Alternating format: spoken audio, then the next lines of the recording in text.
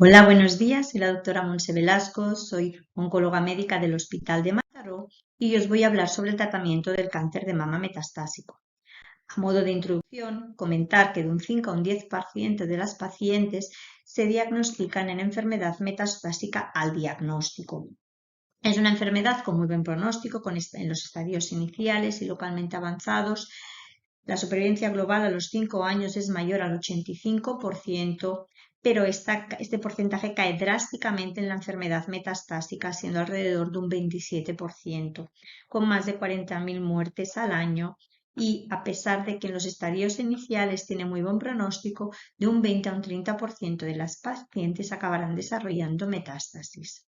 Con una supervivencia global que puede variar entre 2 y 5 años, esta supervivencia global media también variará en función del subtipo inmunohistoquímico, ya que es una enfermedad muy heterogénea y que solamente tendremos un 10% de largos supervivientes. Ya desde finales del siglo XIX, cuando Halsted inició las mastectomías radicales a nivel quirúrgico y a nivel sistémico, se empezaron a realizar las primeras ablaciones ováricas. Hasta la actualidad han habido muchísimos avances en el cáncer de mama, ya sea bien a nivel quirúrgico, a nivel radioterapéutico y a nivel sistémico. Aún así, el cáncer de mama sigue siendo una enfermedad incurable, pero tratable, donde los objetivos principales es paliar los síntomas, mejorar la calidad de vida, aumentar la supervivencia libre de progresión y aumentar la supervivencia global, y con ello cronificar la enfermedad. Ya de los primeros conocimientos que tenemos del cáncer es del año 1500 a.C., con la aparición de cáncer en el papiro de Ebers, hasta la actualidad han habido muchos avances en el cáncer de mama, pero sobre todo en las 2 últimas décadas, donde el mejor conocimiento de la biología molecular ha hecho que podamos conocer mejor esta enfermedad y hacer tratamientos dirigidos aumentando supervivencias y disminuyendo la toxicidad. Además, lo que hemos podido hacer es que hemos pasado de hacer un tratamiento convencional igual a todas las pacientes, hemos pasado a hacer tratamientos específicos y a cada paciente le podemos ofrecer el mejor tratamiento para el tipo de cáncer que presenta. Como sabemos, ¿no? El cáncer de mama es una enfermedad homogénea con diferentes subtipos y esto hace que a nivel de la enfermedad metastásica no solo la localización de las metástasis, sino que su historia natural sea diferente, siendo los tumores más agresivos, que son los triple negativos y los HER2 positivos, tienden a hacer metástasis a nivel de órganos vitales y sistema nervioso central, mientras que la enfermedad luminal, la metástasis las hacen a nivel del hueso sobre todo y afectación ganglionar. En cuanto a la historia natural, los tumores triple negativos son tumores muy agresivos que la recurrencia sobre todo es los 2-3 primeros años. Podemos decir que si pasado este tiempo, hacia los 7-8 años, son tumores que están curados, mientras que la enfermedad luminal, que es menos agresiva, pero puede dar metástasis tardías a los 5, 10, incluso 20 años después del diagnóstico del tumor inicial. Hemos pasado, ¿no?, de tener las dianas terapéuticas iniciales, receptor de estrógeno, HER2, el factor de crecimiento endotelial vascular o los microtúbulos como diana a nivel de la quimioterapia, a en la actualidad tener muchas dianas terapéuticas en las que poder actuar. Aquí, a modo de resumen, en los fármacos que comentaremos posteriormente, vemos las dianas y los fármacos que pueden actuar en cada diana terapéutica.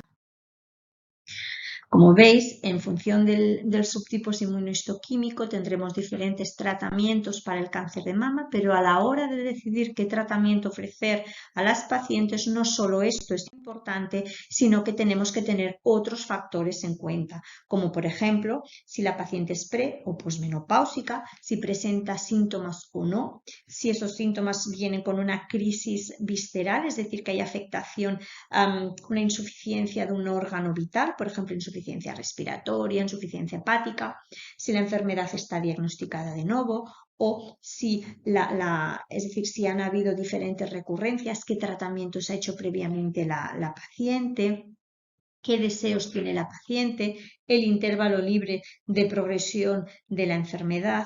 Todos estos factores y otros hay que tener en cuenta a la hora de decidir qué tratamiento podamos ofrecer a nuestras pacientes.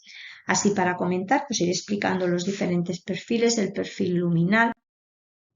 Para empezar, comentarlos qué es la enfermedad hormonosensible y qué es la enfermedad hormonoresistente. La enfermedad hormonosensible es aquella enfermedad en la que el diagnóstico del cáncer de mama es de novo o cuando la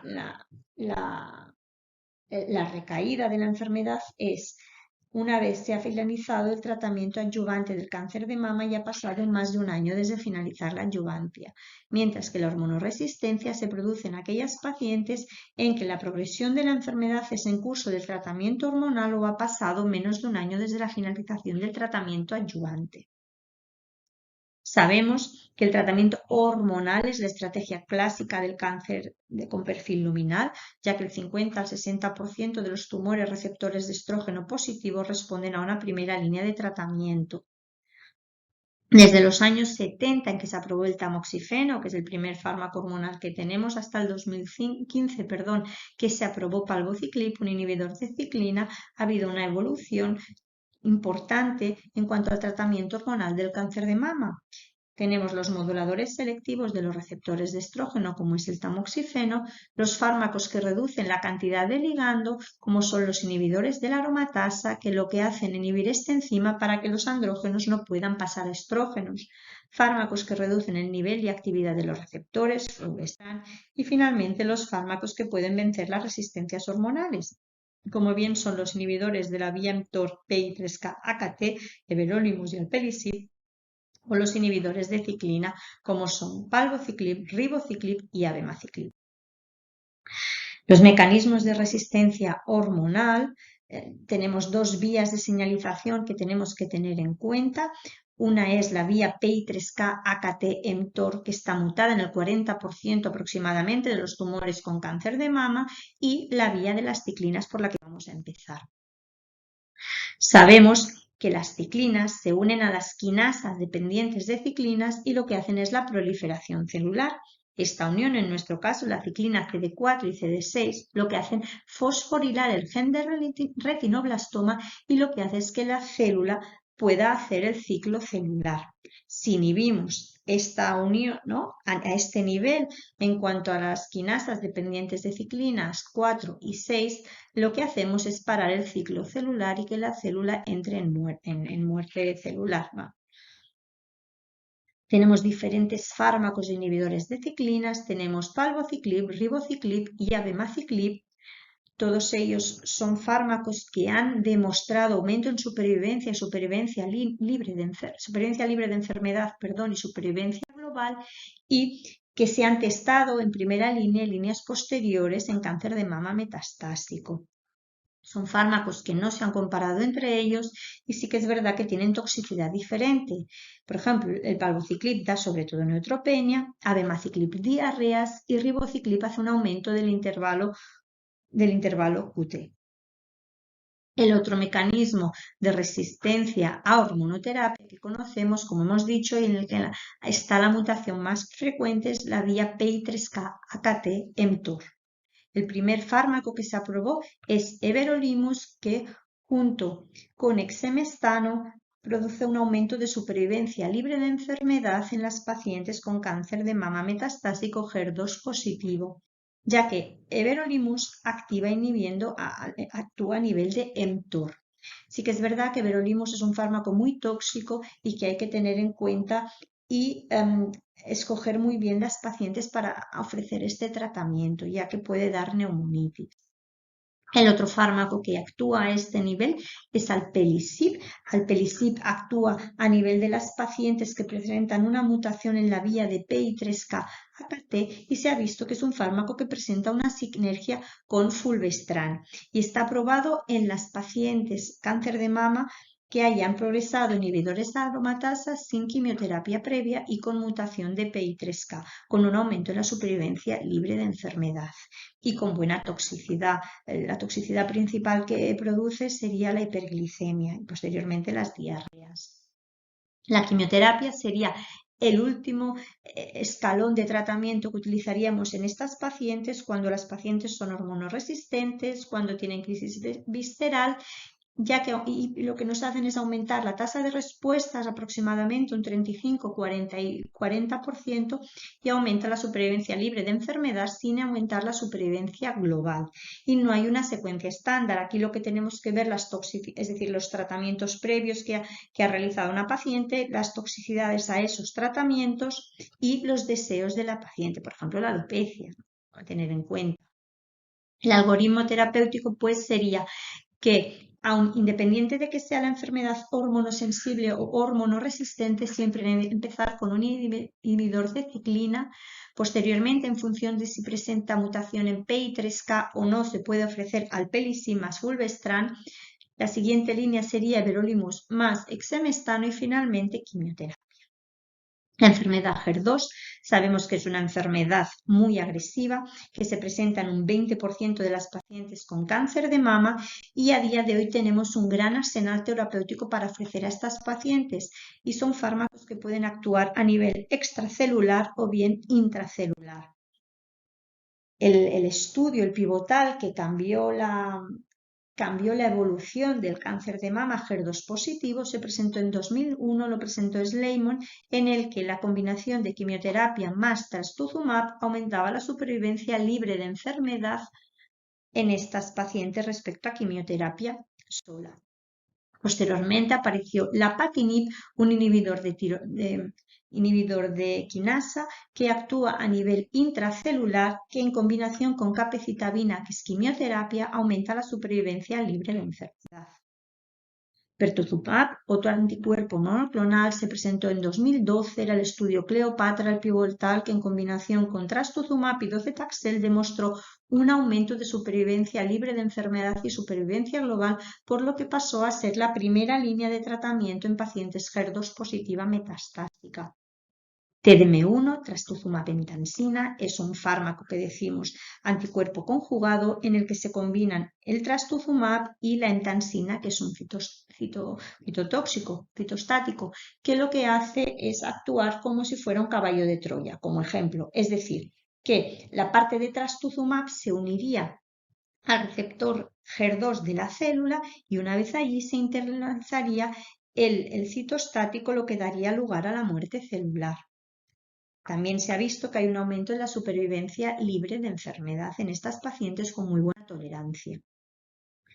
El último fármaco aprobado, trastuzumab deruxtecan, también es el año pasado, también es una combinación de anticuerpo conjugado con buena tolerancia y se aprobó en 2021, como he dicho anteriormente. Así pues, la estrategia de la enfermedad HER2 positiva, como primera línea tendríamos trastuzumab, pertuzumab y taxano, seguido de TDM1 y posteriormente en terceras líneas tendríamos trastuzumab deruxtecan y otras combinaciones que podríamos utilizar.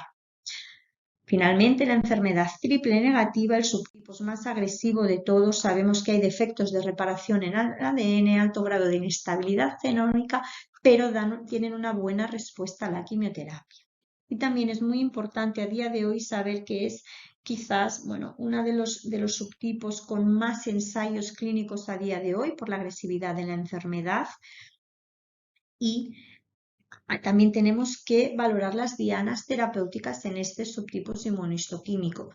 Atezolizumab fue la primera inmunoterapia aprobada junto con nab-paclitaxel en el cáncer de mama metastásico en pacientes triple negativas con un PDL1 mayor al 1%, presentando un aumento en la supervivencia libre de enfermedad. Posteriormente, para comentar los inhibidores del PARP, primero hacer un resumen de los mecanismos de reparación del DNA. Las dos vías principales de esta reparación es a nivel de los genes supresores de tumores BRCA1, que lo que hacen es mediante una recombinación homóloga reparan las roturas de la doble cadena, o la familia del PARP, que mediante la reparación de la escisión de bases reparan las roturas de cadena simple. En las pacientes que presentan una mutación en los tumores BRCA1 y BRCA2, como ya que la recombinación homóloga está alterada, el hecho de administrar un inhibidor del PARP lo que hará es que la célula entre en muerte celular, ya que ninguno de los dos mecanismos de reparación del ADN funcionará. Aquí tenemos olaparib y talazoparib, que son los dos fármacos que están aprobados en cáncer de mama metastásico. Comentar bevacizumab como un anticuerpo monoclonal que se une al factor de crecimiento, al receptor del factor de crecimiento endotelial vascular, ya que son tumores muy vascularizados y lo que interesa es poder eliminar y destruir esta vascularización. Paclitaxel junto con bevacizumab se aprobó en pacientes con cáncer de mama triple negativas con una toxicidad que se ha de tener en cuenta. Finalmente, comentar sacituzumab govitecan, otro anticuerpo conjugado aprobado recientemente en pacientes cáncer de mama triple negativa después de 2 líneas de tratamiento previo. Así pues, en la enfermedad triple negativa también tenemos un buen arsenal. Pacientes que presenten PDL1 positivo, tenemos atezolizumab, nab-paclitaxel. Si tenemos mutación en BRCA, podremos utilizar inhibidores del PARP en algún momento. Pacientes que no tienen ni mutación de BRCA ni tienen alteración, positividad en PDL1, el tratamiento de elección sería en función de si hay crisis visceral, que podremos utilizar quimioterapia más bevacizumab, por ejemplo, y si no, monoterapia. Líneas posteriores tendríamos sacituzumab govitecan y finalmente la quimioterapia. Tener en cuenta que en estas pacientes, si realmente tienen un buen estado general y debemos incluirlas en ensayos clínicos. A modo de conclusión, comentar que el cáncer de mama metastásico es una enfermedad incurable pero tratable, que como objetivos principales tiene un buen control de síntomas y aumentar la supervivencia, que es una enfermedad muy heterogénea y en función del subtipo las metástasis se localizarán en órganos diferentes y la historia natural será diferente, que hemos de intentar administrar tratamientos dirigidos para aumentar supervivencia y disminuir toxicidad, que a día de hoy tenemos un gran arsenal terapéutico aprobado y en investigación, que el primer fármaco de elección en el perfil luminal, independientemente de si tiene o no resistencia hormonal, son los inhibidores de ciclinas, que el perfil HER2 y triple negativo presentan dianas terapéuticas que son las primeras que tenemos que detectar y atacar, y que cuando los pacientes han finalizado los tratamientos que podemos administrar de forma asistencial, si tienen buen estado general debemos incluirlas en ensayos clínicos. Muchas gracias.